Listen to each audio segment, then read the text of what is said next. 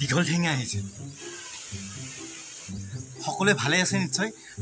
আপোনালোকক লকডাউনৰ সময়খিনিত বেলেগত গৈ ভিডিঅ' দেখাব পৰা নাই, আৰু সেইবাবে মই ভাবিছোঁ যে ঘৰতে থাকি আপোনালোকৰ বাবে লৈ আহিম সাধুকথা। আৰু যোৱাটো খণ্ডত মই এটা সাধুকথা লৈ আহিছিলোঁ। তীখৰ আৰু চুটিবাই, আমাৰ সৰু ল'ৰা ছোৱালীসকলে সাধুকথা খুব ভাল পায়, সেইবাবে সাধুকথা লৈ আহিছিলোঁ। আৰু নিশ্চয় তীখৰ আৰু চুটিবাই ভাল পাইছে। আৰু আজি আপোনালোকৰ বাবে লৈ আহিছোঁ এটি খুব ইণ্টাৰেষ্টিং সাধুকথা, সেইটো হৈছে দীঘল ঠেঙীয়া। প্লিজ ভিডিঅ'টো শ্বেয়াৰ কৰি দিব দেই, যাতে আমাৰ সৰু ল'ৰা ছোৱালীখিনিয়ে এই সাধুকথাৰ মজাটো ল'ব পাৰে। এজনী বুঢ়ী আছিল, আৰু বুঢ়ীয়ে এজাক গৰু ৰখি সেই গৰুৰ গাখীৰ বেচি কোনোমতে টুকটাকৈ খাই আছিলে। আৰু তাই বুঢ়ী যিটো ঘৰত আছিলে, সেই ঘৰটোৰ ছালটো উৱলি যোৱা, এই খেৰৰ আছিল, খেৰৰ। এই খেৰ দেখিছে নহয়, বৰষুণ আহিলেই পানী পৰে। এদিন ডাৱৰীয়া ৰাতি বুঢ়ী শুবলৈ গৈছিলে, আৰু শুবলৈ ধৰোঁতে বুঢ়ীয়ে কৈছিলে, এই প্ৰভু দীঘল ঠেঙীয়াই যেন নাপায়, এই বুলি চাঙত উঠিল। চাং আচলতে আগৰ দিনত সেই বাঁহত থাকিবলগীয়া হৈছিলে, বাঁহৰ চাং পাৰি সেই বাঁহৰ চাঙতে বুঢ়ী শুইছিলে। আৰু বুঢ়ী শোৱাৰ আগত কি কৈছিলে, এই প্ৰভু দীঘল ঠেঙীয়াই যেন নাপায়। আৰু সেইদিনা ৰাতি কি হৈছিল জানেনে, এটা চোৰে বুঢ়ীৰ গৰু এটা চুৰ কৰি নিবলৈ বুঢ়ীৰ ঘৰৰ কাষতে ৰৈ আছিল। আন্ধাৰ আছিলে, বুঢ়ী শোৱালৈ বাট চাই আছিল।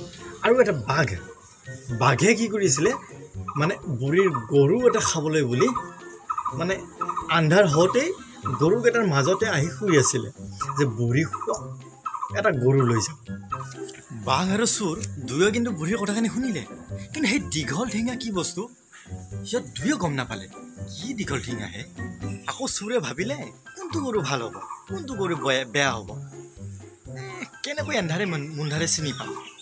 এই বুলি চোৰে ভাবিলে, যিটো গৰুৰ টিকাত হাত দিলেই জঁপিয়াই উঠিব, সেই গৰুটোকে নিৰ্বাচিত কৰিম। আৰু ইয়াকে থিৰ কৰি সি এটা এটাকৈ গৰুৰ টিকাত হাত ফুৰাবলৈ ধৰিলে। সেইদৰে সি হাত ফুৰাই চাই থাকোঁতে বাঘটোৰ টিকাত হাত পৰিলত বাঘটো জঁপিয়াই উঠিল। চোৰে ভাবিলে, এইটো বৰ কাটন গৰু, ইয়াকে নিব লাগিব। ইয়াকে ভাবি সি বাঘটোৰ নেজডাল পকাই দি তাক খেদি লৈ যাব খোজোতে বাঘে ভাবিলে, এইটো বুঢ়ীয়ে কোৱা কিবা দীঘল ঠেঙীয়াহে মোক পালে। এই ভাবি বাঘে আকৌ জাপ মাৰি উঠিল।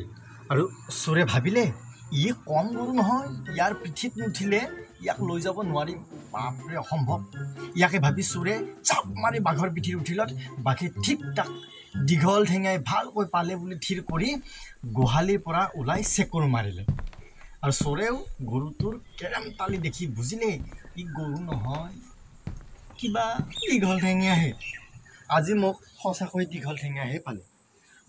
দুয়োকে দীঘল ঠেঙীয়া বুলি ভাবি ভয়তে তত মতি দিলে। এতিয়া কি হ'ল জানেনে, চোৰক পিঠিত লৈ বাঘে হাবিলৈ গুচি গ'ল। এতিয়া চোৰে কি কৰিল, সৰ্বনাশ হ'ল নহয়। চোৰে কি কৰিলে, বাঘৰ গল ধনত মোটোকাই ধৰিলে। তেতিয়া বাঘে ভাবিলে, ই দীঘল ঠেঙীয়া নহয়, ঘাৰ মোটোকাহে। এইবাৰ বাঘে ভয়ত বেকেৰে লৰ দিবলৈ ধৰিলে।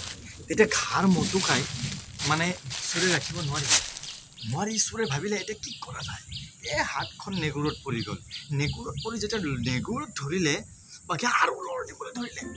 তেতিয়া ইমান স্পীডত বাঘে দৌৰিলে চোৰ নাথাকিল আৰু পিঠিত, মাটিত বাগৰি পৰিল।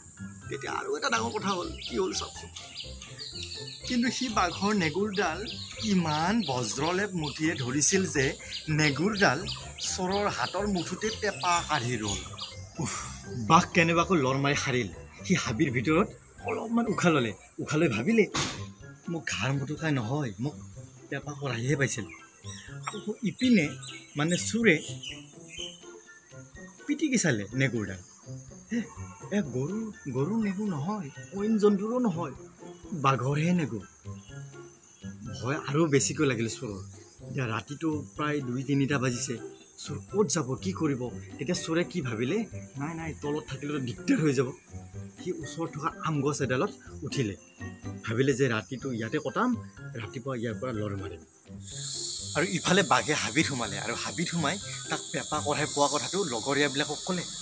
আৰু লগৰীয়াবিলাকে ভাবিলে পেপা কঢ়াই পাইছে, আমি বনৰ ৰজা, এইটো বৰ লাজৰ কথা হৈছে, আমাকতো সকলোৱে হাঁহিব পেপা কঢ়াই পোৱা বুলি। নাই, সিহঁতে এখন মিটিং পাতিলে, আৰু মিটিং পাতি মানে এতিয়া আমাৰ নিচিনা প্ৰতিবাদ কৰিম মানে একদম ক'ত পেপা কঢ়া আছে, পেপা কঢ়াক বিচাৰি যাম, পেপা কঢ়াৰ বিৰুদ্ধে যুদ্ধ যাত্ৰা কৰি যোৱাটো উচিত হ'ব। আৰু সেই বুলি ভাবিয়ে সিহঁতে মিটিংখন পাতি যুদ্ধ যাত্ৰা আৰম্ভ কৰি দিলে পেপা কঢ়াৰ বিৰুদ্ধে। প্ৰায় দুকুৰিমান বাঘে পেপা কঢ়াক বিচাৰি গ'ল, এতিয়া চলাত লগালে পুৰা।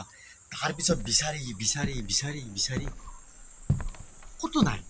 সেই আম গছৰ ডালত ওপৰত এনেকৈ চালে, এটা বাঘে দেখিলে, সেইটো পেপা কঢ়া, কি কৰা যায়, আমিতো ইমান ওপৰলৈকে নাপাওঁ নহয়, লগ নাপাওঁ।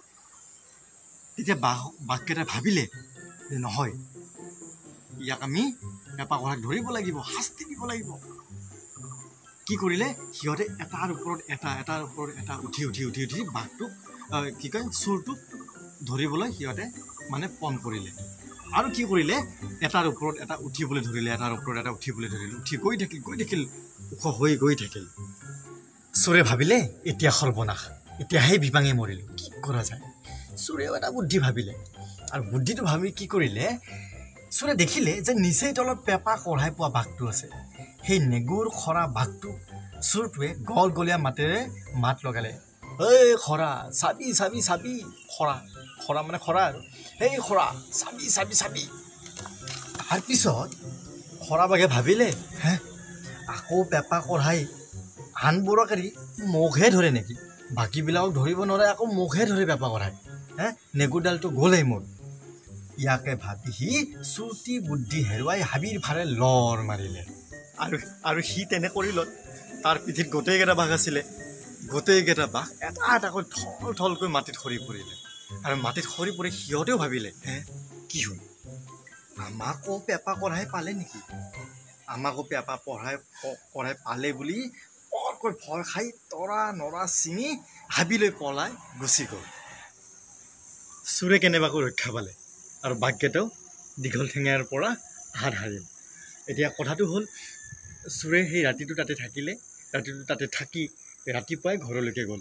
আৰু ঘৰলৈকে গৈ চোৰে মানে এটা কথাই থিৰাং কৰিলে যে আজিৰ পৰা মই আৰু চুৰ নকৰোঁ, চুৰ কৰিবলৈ গৈহে এনেকুৱা হ'ল। আৰু সকলোৱে গম পাইছে দীঘল ঠেঙীয়া মানে আচলতে কি, কিন্তু আমাৰ সৰু ল'ৰা ছোৱালীসকলে গম পাইছেনে নাই নাজানো দীঘল ঠেঙীয়া মানে কি। আচলতে দীঘল ঠেঙীয়া মানে বৰষুণ, এয়া বৰষুণৰ বতৰত দীঘল ঠেঙীয়া মানে বৰষুণ। আমাৰ সেই আগৰ ভাষাত এতিয়াও কয় দীঘল ঠেঙীয়া মানে বৰষুণ। আচলতে বৰ দীঘল যে, সেইকাৰণে দীঘল ঠেঙীয়া বুলি কয়। আৰু বুঢ়ী ভাবিছিলে যে দীঘল ঠেঙীয়া নাহক, মই কিবাকৈ এই ছালটো মানে ফুটা যে পানী পৰিব, দীঘল ঠেঙীয়া আহিব নালাগে, বুঢ়ী তেনেকৈ ভাবিছিলে। কিন্তু ইহঁতে ভাবিলে বেলেগ দীঘল ঠেঙীয়া মানে। আৰু এনেকৈয়ে এই সাধুটো শেষ হ'ল।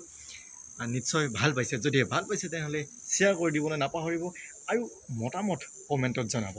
ধন্যবাদ।